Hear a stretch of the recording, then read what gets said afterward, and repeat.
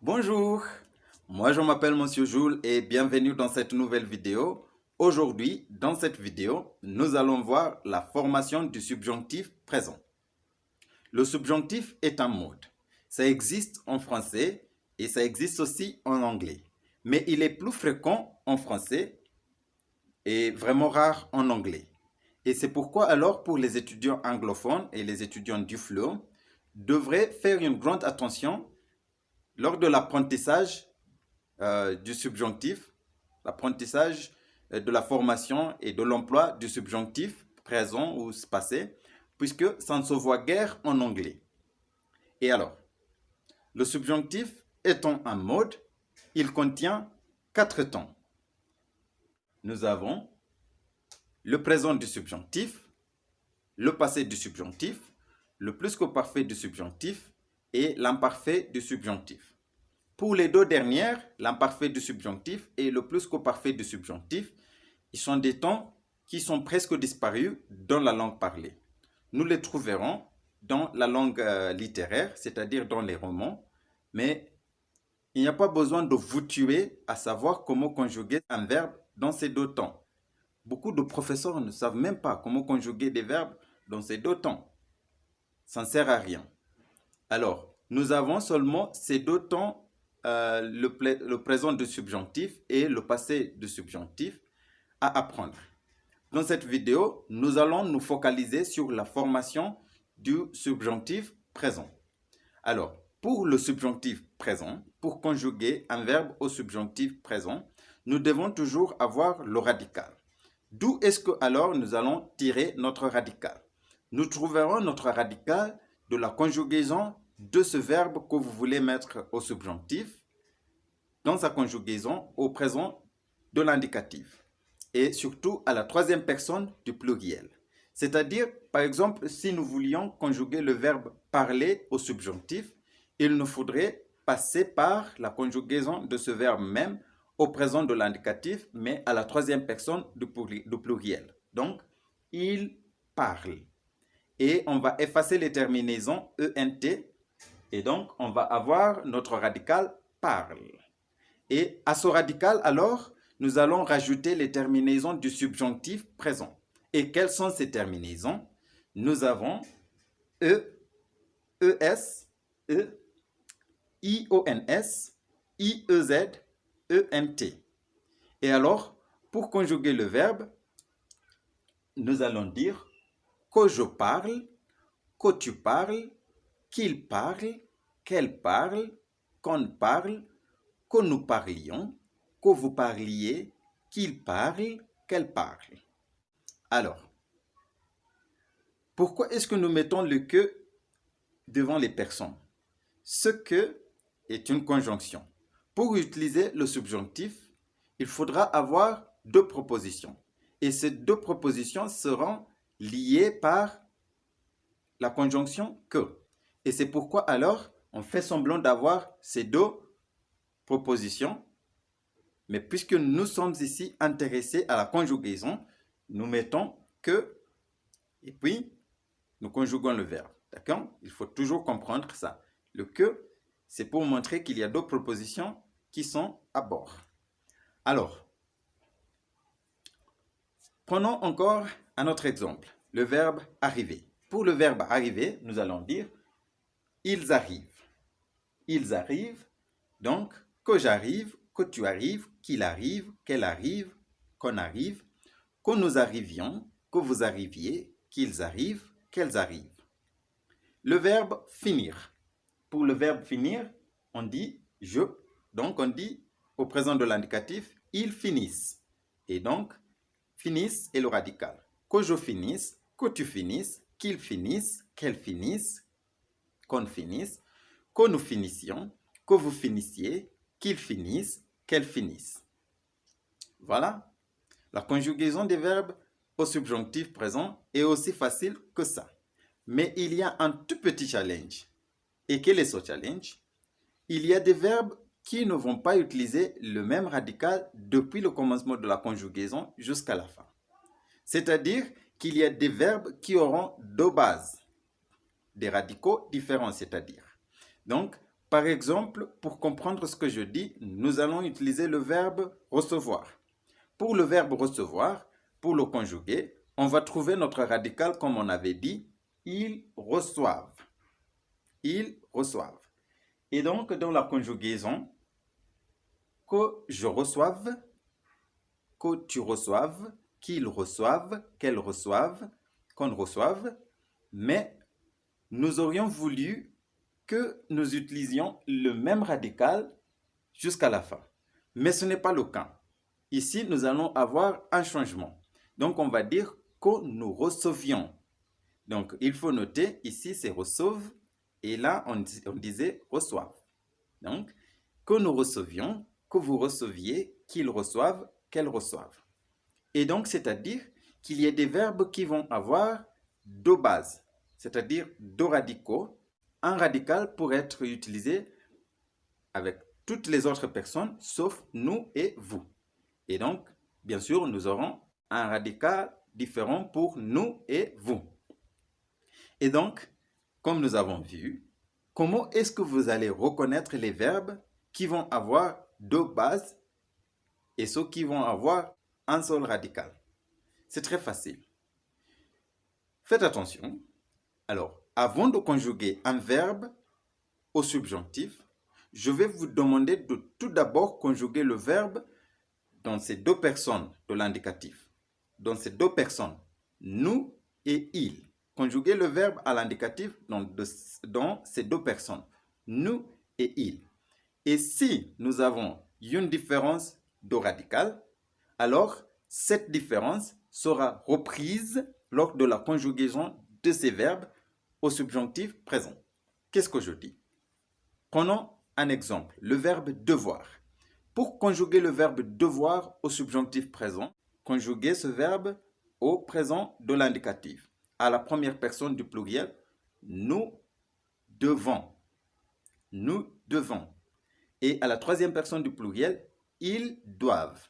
Déjà, nous voyons qu'il y a une différence.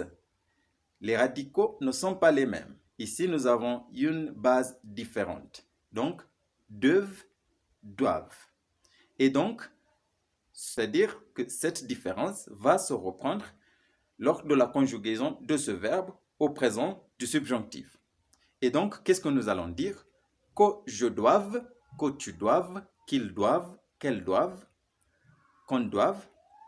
Mais au pluriel, nous allons dire que nous devions, que vous deviez, qu'ils doivent, qu'elles doivent. D'accord? Prenons peut-être un autre exemple pour le verbe appeler. Il faut conjuguer le verbe avant tout dans ces deux personnes. Nous appelons et ils appellent. Déjà, il y a une différence de radical. Et voilà, nous avons deux L et là, un seul L. Cette différence sera reprise au subjonctif présent. D'accord? Et donc, on va dire que j'appelle, que tu appelles, qu'il appelle, qu'elle appelle, qu'on appelle. Mais au pluriel, nous allons utiliser le même radical qu'à l'indicatif. Donc, que nous appelions, que vous appeliez, qu'ils appellent, qu'elles appellent. C'est-à-dire alors, les deux personnes, nous et vous, auraient une base différente. On peut encore voir un autre exemple, le verbe boire. Pour le verbe boire, nous allons dire au présent de l'indicatif, nous buvons et ils boivent. Donc nous voyons boivent et buvent. D'accord? Cette différence sera reprise lors de la conjugaison de ce verbe au présent du subjonctif. Que je boive, que tu boives, qu'ils boivent, qu'elles boivent, que nous buvions, que vous buviez, qu'ils boivent, qu'elles boivent. D'accord? Donc il faut noter, avant de vous lancer à conjuguer un verbe au présent du subjonctif, il faut toujours vous demander si ce verbe a deux bases au présent de l'indicatif. Et si c'est le cas, alors ces deux bases seront utilisées pour conjuguer le verbe au subjonctif présent. Je vais peut-être vous montrer un autre exemple finalement. Nous avons le verbe venir. Pour le verbe venir, on dit nous venons, d'accord? Mais ils viennent. Et donc, viennent et vont. Vont, on va l'utiliser pour nous et vous. Et viennent, on va l'utiliser pour toutes les autres personnes. D'accord? Donc, que je vienne, que tu viennes, qu'ils viennent, qu'elles viennent, qu'on vienne, mais que nous venions, que vous veniez, qu'ils viennent, qu'elles viennent. C'est très facile. Avant de passer aux verbes irréguliers, je dois aussi vous parler des verbes qui se terminent en IER. Par exemple, le verbe étudier, lier. Il y a les étudiants qui hésitent normalement de mettre le second I dans la première personne du pluriel, par exemple. Donc, pour le verbe étudier, on va trouver le radical comme on l'avait dit. Donc, on conjugue le verbe nous étudions, ils étudient, et puis on efface les terminaisons. Le radical, c'est le même. Donc, c'est-à-dire que nous allons avoir un radical invariable. D'accord? Nous allons utiliser le même radical pour toutes les personnes. D'accord? Pour ce verbe. Que j'étudie, que tu étudies, qu'il étudie, qu'elle étudie, qu'on étudie. Et que nous étudions, il y a deux I. D'accord? Un I fait partie du radical et l'autre I fait partie de la terminaison. D'accord? Donc, que nous étudions, que vous étudiez, qu'ils étudient, qu'elles étudient. D'accord? Alors, le verbe lier, donc, que je lis, que tu lis, qu'il lit, qu'elle lit, que nous lions, que vous liez, qu'il lit, qu'elle lit. D'accord? Bon. Passons maintenant au verbe irrégulier. En français, il existe 10 verbes qui auront des radicaux vraiment irréguliers. Et nous n'avons aucune autre façon de les connaître, sauf de mémoriser ces radicaux. Ils sont 10 verbes. Ce n'est pas un grand fardeau mémoriser des radicaux de 10 verbes seulement. Et pour apprendre ces 10 verbes, nous allons les diviser en deux groupes. C'est-à-dire un groupe de verbes qui vont avoir un radical invariable et un autre groupe de verbes qui vont avoir, parmi ces 10 verbes, okay, qui vont avoir des radicaux variables.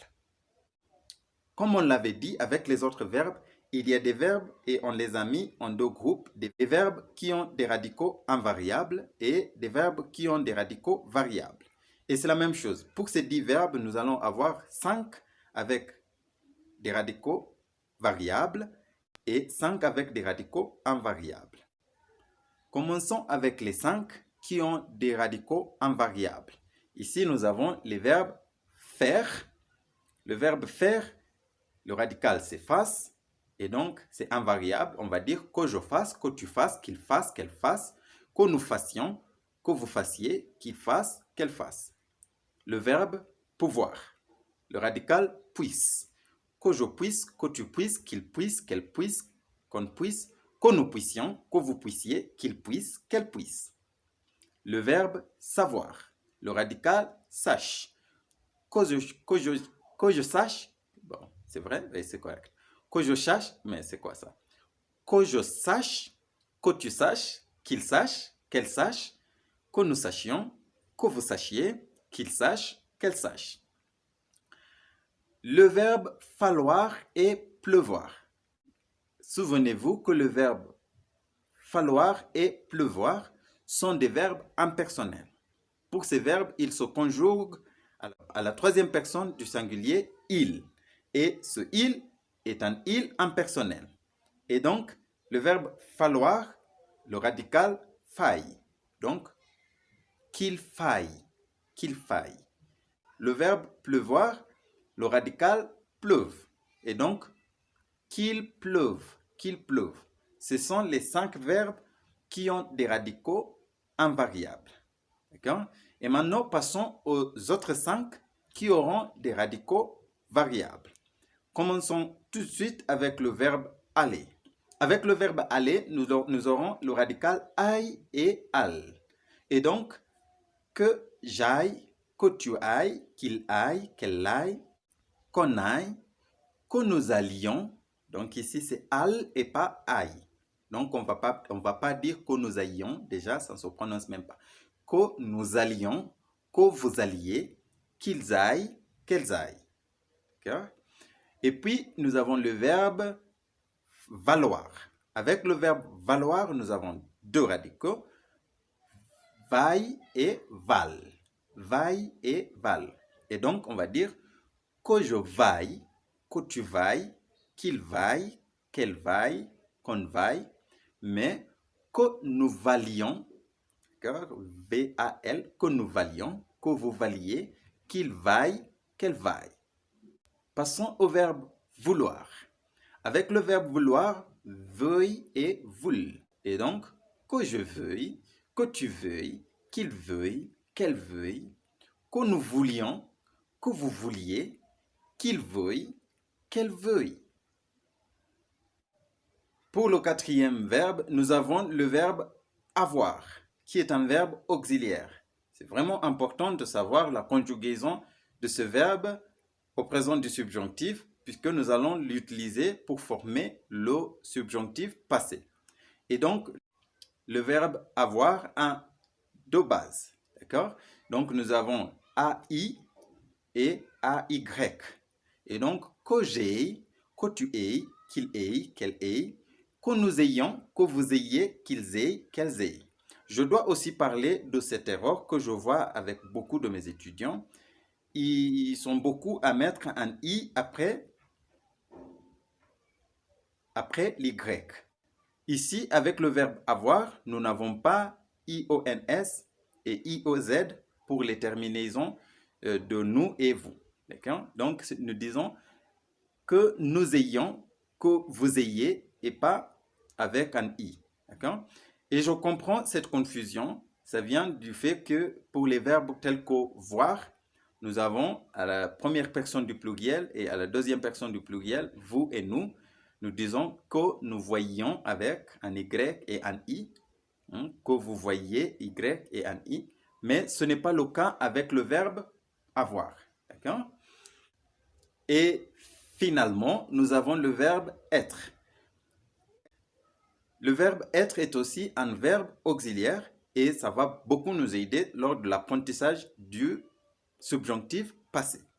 Et alors, on dit que je sois, que tu sois, qu'il soit, qu'elle soit, que nous soyons, que vous soyez, qu'il soit, qu'elle soit. D'accord? Et il faut aussi noter qu'avec le verbe être, que nous soyons, il n'y a pas de i, d'accord, après l'y, que vous soyez, il n'y a pas de i après l'y. D'accord? Alors, merci beaucoup pour votre attention. C'est ça, pour apprendre la conjugaison des verbes au subjonctif présent, il faut tout d'abord avoir raffiné la conjugaison des verbes au présent de l'indicatif, d'accord? Puisque c'est du présent de l'indicatif que nous tirons le radical à utiliser au subjonctif. Et nous avons fait beaucoup de vidéos pour expliquer la conjugaison des verbes au présent de l'indicatif. Je vais vous demander de visiter et regarder ces vidéos pour pouvoir comprendre, d'accord, la conjugaison des verbes au présent de l'indicatif pour que vous puissiez avoir le radical ou les radicaux corrects pour utiliser au subjonctif. Si cette vidéo vous a plu, je vous demande de me donner un like, aimer la vidéo et de vous abonner, s'il vous plaît. Abonnez-vous. Please subscribe to the channel. Et puis, si vous voulez, vous pouvez même appuyer sur la cloche pour avoir des notifications à chaque instant que je mette une nouvelle vidéo en ligne. D'accord? Merci beaucoup. C'est ça pour le moment. Au revoir.